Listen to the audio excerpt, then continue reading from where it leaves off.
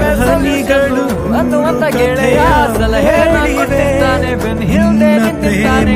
ನುಡಿಯ ಕೇಳಿ ನೂರು ನೆನಪು ಮೂಡಿವೆ. ನಿನ್ನ ಕಂಗಳ ಬಿಸಿಯ ಹನಿಗಳು ಸೂರು ಕಥೆಯ ಹೇಳಿವೆ. ನಿನ್ನ ಪ್ರೇಮದ ನುಡಿಯ ಕೇಳಿ ನೂರು ನೆನಪು ಮೂಡಿವೆ.